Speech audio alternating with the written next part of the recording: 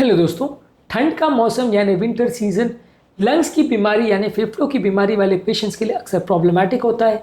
अक्सर इस समय रेस्पिरेटरी प्रॉब्लम्स या अगर लंग्स की कोई बीमारी है तो अक्सर बढ़ जाती है। आज हम बात करेंगे किस किस तरह से और कौन कौन सी बीमारियों को विंटर सीजन में ज़्यादा प्रॉब्लम होती है। यदि आपको लंग्स की कोई बीमारी है तो लंग्स की बीमारियों को विंटर सीजन कैसे अफेक्ट करता है, आज ये डिस्कस करने का प्रयास करेंगे। टॉपिक पर जाने से पहले जो लोग हमारे चैनल पर नए हैं उन्हें रिक्वेस्ट करूँगा कि चैनल को सब्सक्राइब करें, वीडियोस को लाइक करें, शेयर करें, फॉलो करें, कमेंट करें, पूरा देखें। टॉपिक इंपॉर्टेंट है, इसे अंत तक देखिएगा। चलिए शुरू करते हैं इंपॉर्टेंट वीडियो।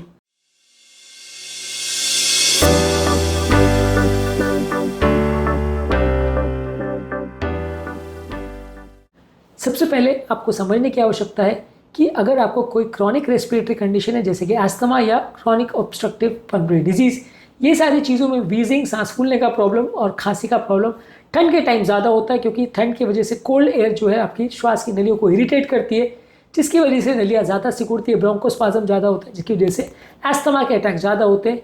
इसके अलावा ठंड के टाइम आपको एयर पोल्यूशन भी ज़्यादा देखने को मिलता है। वातावरण में मौजूद कार्बन डाइऑक्साइड या दूषित हवा जल्दी रिलीज़ नहीं हो पाती ठंड की वजह से, और उसकी वजह से वो काफ़ी ग्राउंड सरफेस पर बैठी रहती है, जिसे स्मॉग कहते हैं अक्सर। तो ऐसे टाइम पे ज़्यादा फ्रीक्वेंट फ्लेयरअप्स होते हैं अस्थमा के या ऑब्स्ट्रक्टिव एयरवे डिजीज वाले पेशेंट्स के लिए, और उनको कई बार हॉस्पिटलाइज करने की ज़्यादा बार ज़रूरत पड़ती है। इसके अलावा श्वास के इन्फेक्शंस भी ज़्यादा होते हैं। इन्फ्लुएंजा, रेस्पिरेटरी सिंसिटियल वायरस और कोविड वायरस जैसे कई कीटाणु जो है ठंड के ज़्यादा टाइम एक्टिव रहते हैं और बॉडी की इम्यूनिटी भी कॉम्प्रोमाइज़ हो जाती है। इसकी वजह से लोगों को बार बार निमोनिया होता है, रेस्पिरेटरी वायरस का हमला होता है, और ये सारी चीज़ें आपके पहले के अस्थमा या ऑब्स्ट्रक्टिव एयरवे डिजीज़ को ज़्यादा वर्सन कर सकते हैं। इसलिए आपको ज़्यादा ध्यान देने की आवश्यकता है।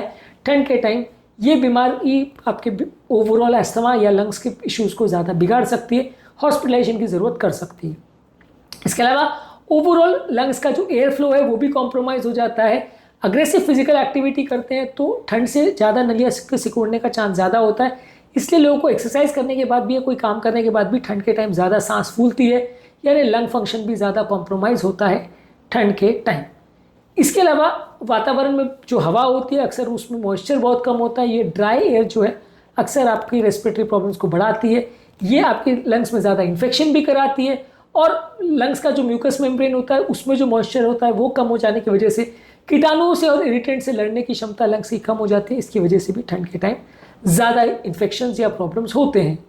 इसके अलावा ओवरऑल घर की जो एयर क्वालिटी है वो भी कॉम्प्रोमाइज़ हो जाती है। स्मोक की वजह से, डस्ट की वजह से, पॉलन ग्रेन की वजह से ये आपकी अलग अलग तरह की बीमारियों को खड़ा कर सकता है। इसलिए ठंड के टाइम इंडोर यानी घर का एयर क्वालिटी भी कॉम्प्रोमाइज़ होता है, और बाहर का एयर क्वालिटी भी कॉम्प्रोमाइज़ हो जाता है, क्योंकि पार्टिकुलेट मैटर बाहर बहुत ज़्यादा रहते हैं जो कि लंग्स को ज़्यादा इरिटेट करते हैं। इसके अलावा कुछ स्पेसिफिक बीमारियां जैसे इंटरस्टिशियल लंग डिजीज वाले पेशेंट में ब्रेथलेसनेस और खांसी ज़्यादा होगी। पल्मोनरी हाइपरटेंशन वाले पेशेंट्स में पल्मोनरी प्रेशर ज़्यादा बढ़ जाते हैं। ठंड के टाइम इन्फेक्शन भी ज़्यादा होते हैं, इसलिए पल्मोनरी आर्टरी प्रेशर बढ़ जाते हैं, हार्ट फेलियर का चांस भी बढ़ जाता है।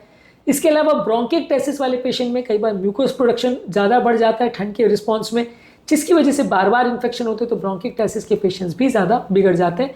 तो बेसिकली आप मान के चलिए कि ठंड के टाइम ज़्यादातर पेशेंट्स जिनको लंग्स की प्रॉब्लम होती है वो बिगड़ जाते हैं। बचने के लिए क्या करें? ठंड से खुद को बचाएं, घर की एयर क्वालिटी और बाहर की एयर क्वालिटी को इम्प्रूव करें, बहुत ज़्यादा पोल्यूशन नहीं होना चाहिए, घर के अंदर ही इंडोर क्वालिटी को चेक करते रहिए, और एयर फिल्टर्स या एयर प्यूरीफायर्स या ह्यूमिडिफायर्स का प्रयोग करें। इसके अलावा वैक्सीनेशन करिए ताकि ठंड के टाइम ज़्यादा इन्फेक्शन नहीं हो। अपनी इम्यूनिटी को बढ़ाने के लिए स्टेप्स लीजिए। इम्यूनिटी बढ़ाने के लिए क्या क्या कर सकते हैं उस पर ऑलरेडी हमने वीडियोस किए हैं। हाइड्रेशन या ह्यूमिडिफायर का ध्यान रखिए। हाइड्रेशन के लिए मतलब है कि आपको बहुत ज़्यादा मात्रा में पानी पीना है, ताकि आपका बॉडी डिहाइड्रेट नहीं हो और म्यूकस मेम्ब्रेन्स में प्रॉपर जो मॉइस्चर है वो मेंटेन रहे। और घर के अंदर ह्यूमिडिफायर का प्रयोग करते हैं तो वातावरण में जो हवा है वो ड्राई नहीं होती, जिसकी वजह से आपको लंग्स में इरिटेशन नहीं होता, प्रॉब्लम नहीं होती। तो यदि आप अफोर्ड कर सकते हैं तो घर में एयर प्यूरीफायर और ह्यूमिडिफायर का प्रयोग कर सकते हैं। इसके अलावा कुछ मेडिसिन का भी प्रयोग कर सकते हैं जो कि आपके अस्थमा के अटैक्स और प्रॉब्लम्स को कम कर सकता है। तो ये सारे मेडिसिन को यूज़ करने से आपके ओवरऑल अस्थमा का प्रॉब्लम कम हो सकता है, और फ्रीक्वेंट इन्फेक्शन जो ठंड के टाइम ज़्यादा होते हैं वो कम हो सकते हैं। तो ये सारी चीज़ों को आपको ध्यान रखना चाहिए यदि ठंड का मौसम है, क्योंकि ठंड का मौसम अस्थमा या लंग डिजीज़ वाले पेशेंट्स के लिए अक्सर ज़्यादा प्रॉब्लमेटिक होता है। आज के टॉपिक में हमने बात करी कि ठंड का मौसम लंग्स की कौन कौन सी प्रॉब्लम्स को बढ़ाता है और क्यों, क्या क्या इंपॉर्टेंट इश्यूज़ होते हैं और कौन कौन सी बीमारियों के इश्यूज़ बढ़ जाते हैं ठंड के टाइम। शॉर्ट में हमने ये भी डिस्कस किया कि इसको प्रिवेंट कैसे करें। हालांकि प्रिवेंटिव एस्पेक्ट को डिटेल में हमने एक अलग वीडियो में डिस्कस किया है। उम्मीद करूँगा कि आज के टॉपिक में कुछ नई बातें जानने को मिली होगी। जो लोग हमारे चैनल पर नए हैं उन्हें रिक्वेस्ट करूँगा कि चैनल को सब्सक्राइब करें, वीडियोज़ को लाइक करें, शेयर करें, फॉलो करें, कमेंट करें, पूरा दें।